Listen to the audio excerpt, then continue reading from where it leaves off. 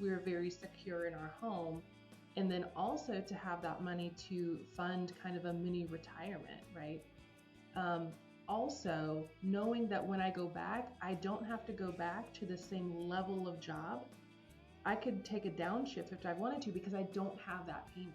I don't have to pay that money every month. How would you like to own your home outright? What would it feel like to never make a mortgage payment ever again? On our mortgage free segment today, we're going to interview Amber Sauer from North Carolina. Recently, Amber and her husband TJ became mortgage free after eliminating their $250,000 mortgage. Today, we're going to learn how they accomplished this family financial goal and what they're doing with their money now. Welcome to the show, Amber. Thank you. Glad to be here. Absolutely. Thank you for being on the show and inspiring others to do this wild thing that you guys have done as a family. Let's talk about the first thing that I like to do on this program is do the Mortgage Free 3, which helps to give people an understanding of what you did. And we just do these in quick, short answers. So the first thing is I kind of alluded to this in the introduction, but what was your exact starting mortgage principal balance when you guys started? Yeah. So when we started, it was 256,000. 256,000. Great. Okay. And then the second question is how long did it take you to pay off 256,000? Took 7 years. 7 years. Awesome. Very cool. And then now your last question, what is the home value today? So it's a great question. We actually had an assessment done 2 months ago, and we're at 590. 590. That's awesome. Well, good on North Carolina for those home values rising, right? It's blowing up down here. I love it. So let's talk about your motivation. Why did you want to become mortgage free in the first place? Well, for us, it was very much an insurance policy. That's how kind of we're thinking about being mortgage free. We had done a lot of work to get out of debt, and the mortgage free part, it was something that was really important to us because both sides of our family, we've had several family members who have experienced homelessness. And, I think a lot of people, kind of think, oh, it's drugs, it's alcohol, it's all these vices that cause that. In our case, for our family members, they were medical emergencies.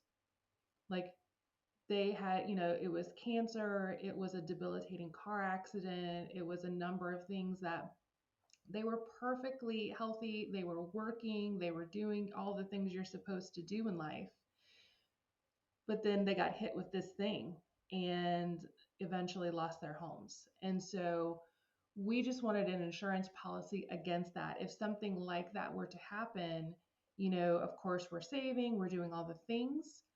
But as long as I can pay my taxes and my HOA and my insurance, nobody can take a house from me at this point. So it was very psychological. Absolutely. Well, I know exactly all about that. I talk about the importance of these decisions that we make based on our past experience or our past experience of family members.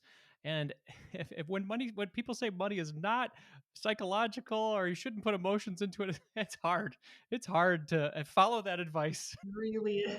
I mean, that's a big part of the reason that our family paid off our mortgage too. It's just that security, and it feels good to have your home paid off. And that's not the first time I've heard this sentiment on homelessness about medical debt. I had a woman named Trigger Strasberg on the show. She's a founder of a organization called Humble Design, which helps people who've become homeless and get back into life by giving them furnished homes. And she said the number one reason that people end up here, again, not because of drugs or alcohol, it's because of medical debt, because of a big medical emergency that they just couldn't pay for or they weren't prepared for, and it just bankrupted them or got them in a position where they experienced homelessness. So I completely understand where you're coming from, and I appreciate your motivation based on that past experience. Let's talk about some of the details. What type of loan did you have when you got the home 7 years ago, you said?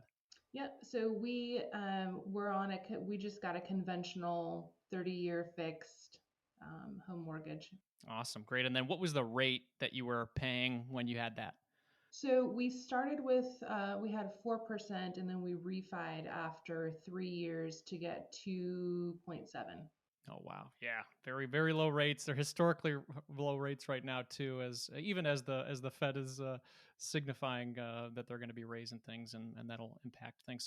So when you bought the home, you got the 30 year. How much did you guys put down to make the home ownership experience a possibility for you guys? So we ended up putting down 59, and that was from the sale of a previous home. Okay. Yeah, that always helps, especially when you've got another home to help for sure. So let's talk about how you did this, how you guys paid off your mortgage early. What were some of the things? Obviously, you had the motivation. That was number one. You had the motivation to become mortgage free, to not experience anything like what your past, your family members had experienced. What did you guys do to pay this off? Did you guys increase your income, decrease your expenses? What did you do? Well, so we use the same techniques that we used as we were paying off debt, and our previous debt, consumer debt. And we certainly did try to increase our income. We both moved jobs and moved into higher paying industries, and both of us increased our income by about 30% by doing that. I did side hustles. My husband did not. Instead, his side hustle was taking on the bulk of the childcare tasks because his career is very flexible. He gets to work when he wants. He gets to work as much as he wants as long as his goals are met. Mine is much. I'm in HR, so mine is a much more. You need to be in a certain place at a certain time. And of course, we reduced our expenses. And for us, or for me personally, part of that was I needed to go through therapy. I went through a year and a half of therapy because when we are an adoptive family, when we adopted our children, we went from 0 children to 2 1-year-olds. Very, very big change. I had also just started a new job and was not eligible for FMLA. And so I didn't get that leave. They were like, I mean, we'll give you 4 weeks of unpaid leave. So here I was with 2 new babies that were 1 years old, special needs because of their foster situation. And so I wasn't sleeping. I didn't have any time to myself. It was work, it was doctors, it was all the things. And I developed a very detrimental shopping habit, and as a way to cope. So a very bad coping mechanism. And that was obviously really not helping. And so I went to therapy to kind of figure out what that was about. And really, what it was is when I was going to the store, that was the only time, or when I was out shopping, that was the only time that nobody needed something from me. Like husband wasn't there, kids weren't there, work wasn't there. It was the only time that I could just be like alone by myself with nobody touching me or asking me for something. And so through therapy, I was really able to get a lot of techniques and work through a lot of that and develop better coping habits. And that decreased our expenses as well. Of course, we looked at the more traditional expenses that people look at and how can we lower those and what can we cut back on. But that therapy piece was extremely important for me personally. Oh, absolutely. I mean, seems like such a blind spot in our, I guess, corporate America world where that time isn't given to new mothers as it should be for if it were to be, a regular pregnancy. I feels like that's sort of a major missed opportunity for, especially with the situation that we have in our country. I think it's almost 500,000 kids are in foster care. So I mean, if as a nation we want to be a part of the solution and help with that remedy, we need to be supporting parents in the same fashion. So man, that sounds like, I mean, it sounds like a good amount of money was spent in a good way to help you and support you in the way you needed to be supported with therapy. It really paid off. Once I got through that and onto the other side, our savings rate just accelerated like gangbusters. Yeah, and I'm feeling you with the. I mean, I understand shopping and all that goes into it can really have a drain on your finances, especially if it's done for shopping therapy. But oh man, I completely understand getting out of the house and not having anybody ask you for anything for a little while and concentrate on yourself. That's time well spent. Yes, I just needed better ways to do that. Yes. as I'm sure you figured out. Absolutely. Well, to help people understand, this big feat that you guys have done, you guys paid off $256,000 in 7 years. Do you have a general income range you could share during that time that would help people understand?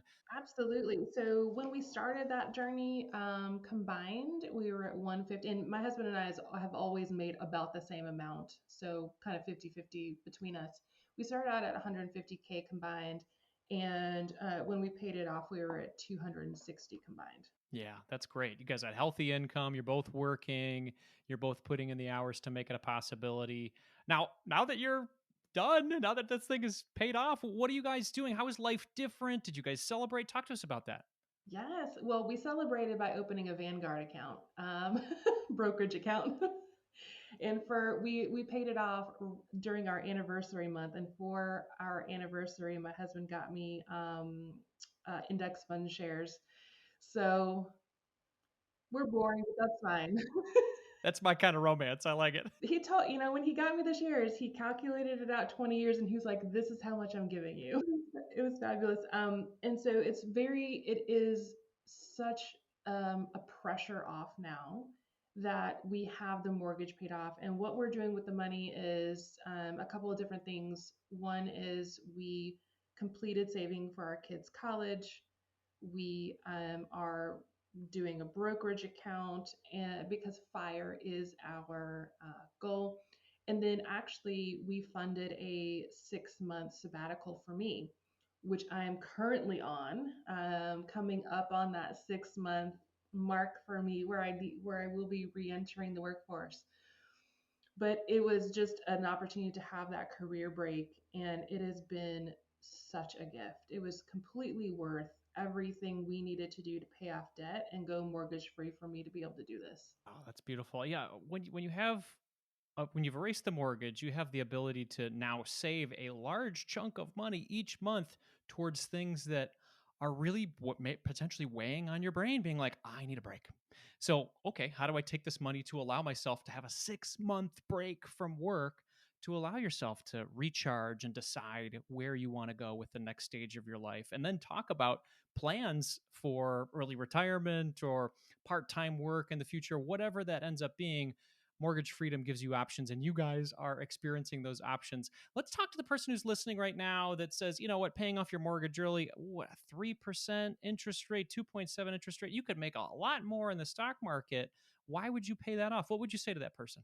Yeah, so again, I think for us, it was very much insurance, and I was willing to pay a little bit more for insurance to be able to sleep a full 8 hours at night, knowing that we were very secure in our home. And then also to have that money to fund kind of a mini retirement, right? Um, Also, knowing that when I go back, I don't have to go back to the same level of job. I could take a downshift if I wanted to because I don't have that payment. I don't have to pay that money every month. Yeah, I would agree. I mean, a pile of money in 30 or 40 years versus your personal security and mental health today. I don't know. That's a tough balance to fight. I completely agree with what the decision you guys have made. It sounds like such a smart move for your family and personally for your mental health.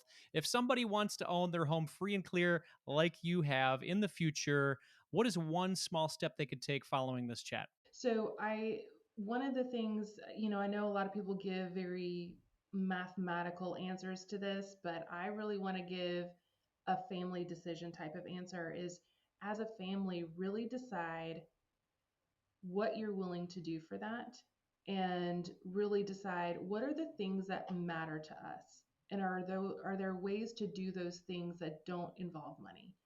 We changed so many things about our lives that cost money. We eliminated those, but we still kept those core things that were so important and just found ways to do those low cost, no cost.